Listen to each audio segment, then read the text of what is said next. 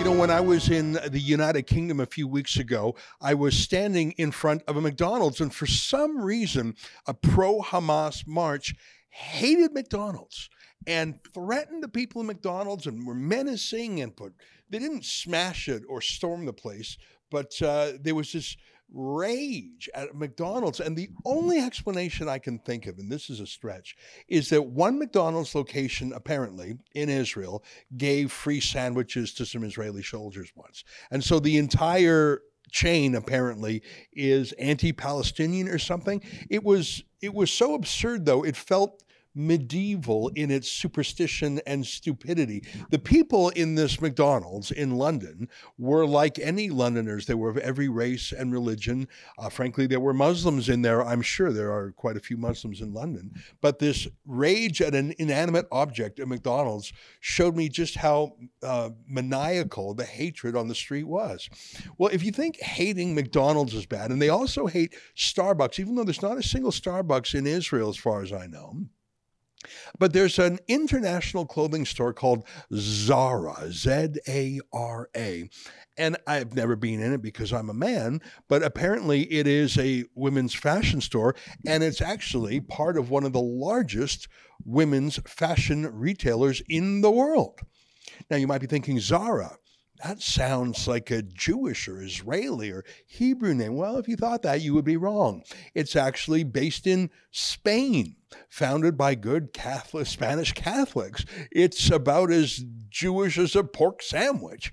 But maybe it sounds Hebrew or something. So all around the world, these rageful pro-Hamas activists are protesting outside a Zara store. It is so stupid, but really it's not any less informed than most of the pro-Hamas chants were going, as long as they can be angry and threaten intifada against the Jews and to purge, to ethnically cleanse Israel. That's what from the river to the sea means, to wipe out all the Jews from the Jordan River to the Mediterranean Sea.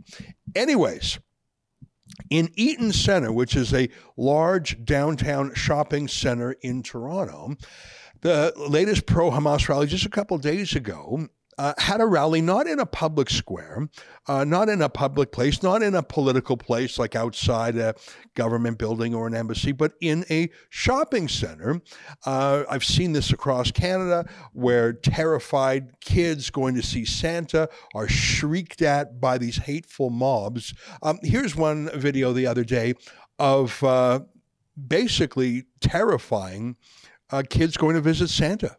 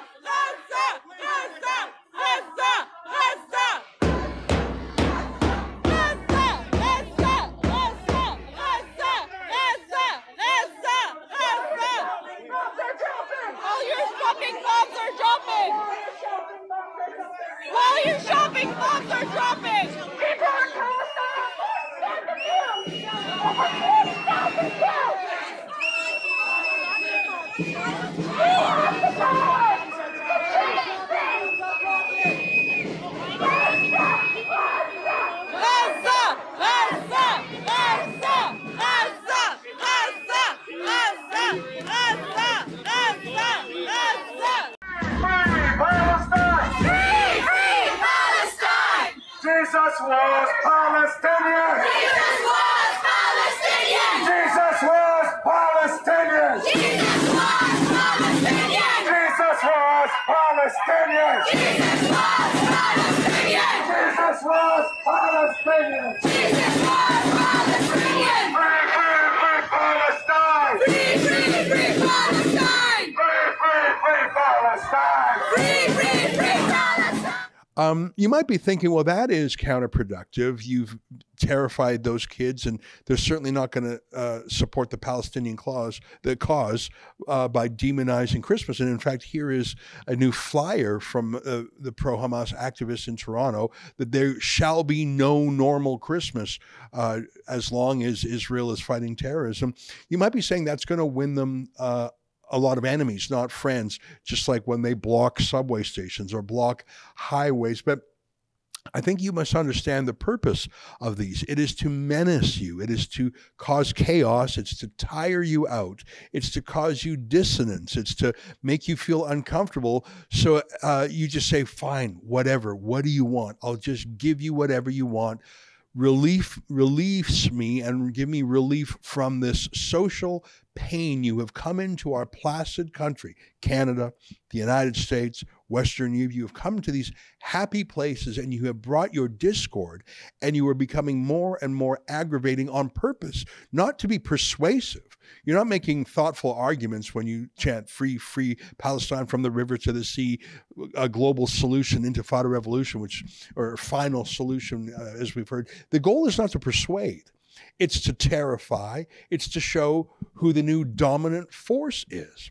And so if you're wondering, well, why are they being very unpersuasive? No, they're not trying to persuade you of the righteousness of the Palestinian cause. They're trying to persuade you, rather, that if you don't submit to them, they will bring this pain and chaos into your life, which they did at Eaton Centre, which is a premium shopping center in downtown Toronto.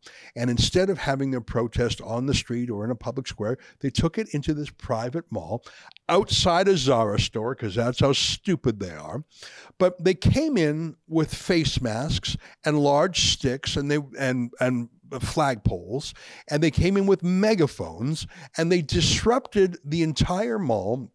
Don't know how long they were there, but it went on at some length, and police responded en masse.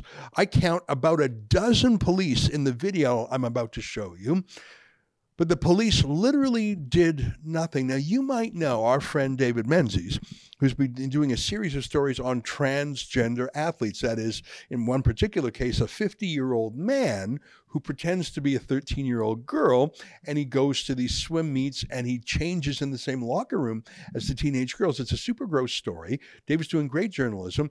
The police swoop in on him and issue him a trespass notice immediately, and they threaten him with causing a disturbance, and they tell him to get off even public facilities. That's how quick the police are to dispatch our David Menzies, who's doing peaceful journalism in public property.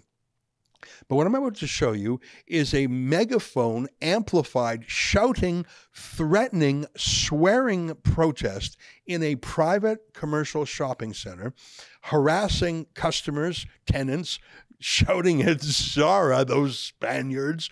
And the police are doing not just nothing, they're doing less than nothing.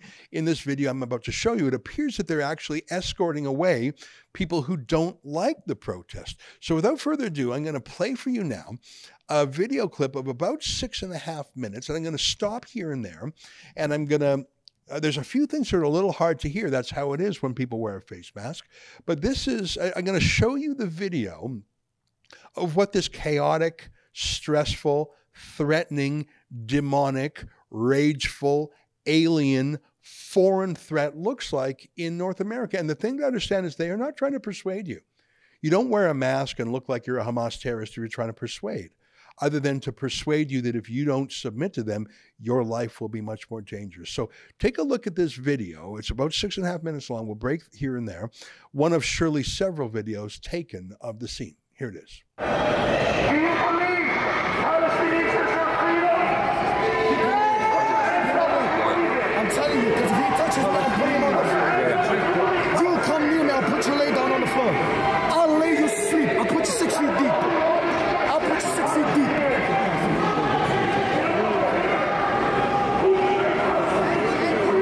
He just told the cop we'll put him 6 feet. Yeah.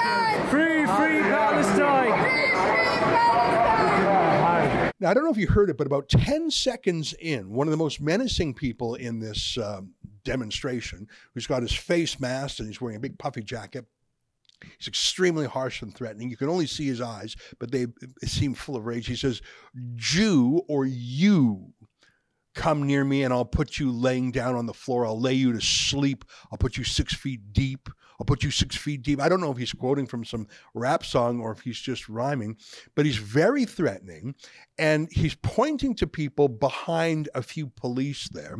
And we never actually see who he's shouting at. A little bit later, you can see a woman and she looks unhappy. It might be her.